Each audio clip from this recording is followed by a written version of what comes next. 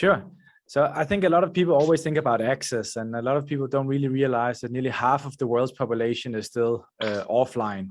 But even worse than that, I think about 43% of the adult population in the European Union, they basically don't have digital skills, and a big chunk of them, nearly 40%, cannot even attach an email attachment to an email.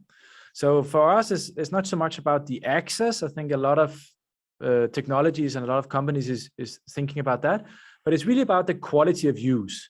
So how do we get to a place where people get incentivized in a supply and demand fashion, that they can actually make good use of the technology and they can see themselves feeding their family, getting access to global markets or just regional markets, and really use the power of the internet, not just for communication, but actually for trade. And I think that's exactly where the blockchain comes in. So what blockchain really can do is it can facilitate trade and access to finance, and by that start, enhancing the quality of the use in that divide. So it's a subsector of the digital divide. And here there is a specific type of blockchains, not just the Cardano blockchain, and thank you for calling that out, but which is called a public and permissionless blockchain. And we think that what we see right now is a defragmentation, and we see that more and more perils are coming and less agreements between nation states, city states, global corporations. It seems like the edges of all this trust is falling a little bit aside. So what the public permissionless blockchain promises is a way where you can actually allow people who don't necessarily trust each other to actually not just communicate, but also trade, interact, and sign legal agreements among each other.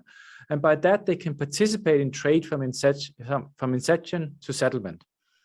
And this is not just about cryptocurrencies. Now, this is really about facilitating cross-border transactions.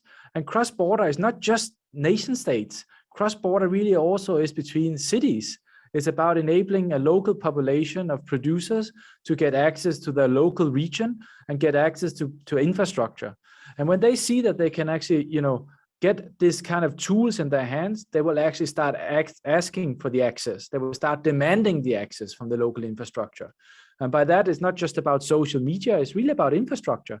It's about how do we enable an inclusive population and give them the chance of also participating without giving a single actor, the keys to the castle and let them decide the traction, but really allow, communities to drive this. And that's what a public permissionless blockchain does. It's a community-led initiative with the strength of the community who allows inclusiveness in global trade and regional trade, essentially making the internet local. Absolutely. I love some of the terms you mentioned in quality of use. I think that's extremely important. Cross-border transaction, that's music to our ears for the trade folks. Inclusive population, I think that's really, really important. Great, maybe just another quick follow-up question. The digital divide between the developed and developing countries or developing regions. Any quick thoughts on that? And how do we close that before we turn to Mr. Patel? Yeah, I think this is all about education. So what we are seeing is actually that the education is leapfrogging in the developing countries, much bigger than what we see in the developed countries. We actually see a big gap of the older population in the Western countries who's totally kind of off the hook.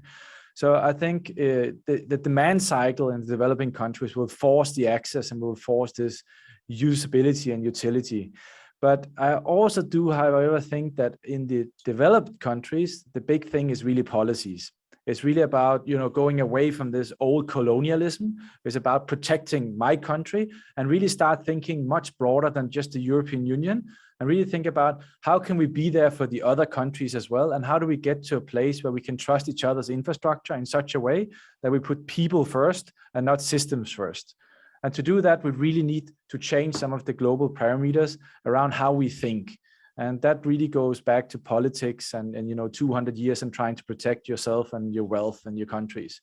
And that has to change. We need to open up and have a much more diverse and inclusive market and think about a spaceship of 7 billion people and not just of a few. Great. That's a great analogy. Thank you so much, Fred.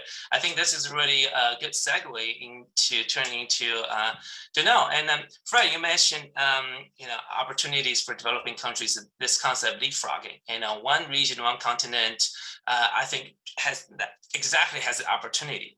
The continent of Africa. It's an amazing continent full of entrepreneurial people. And also, last time I read, over 1 billion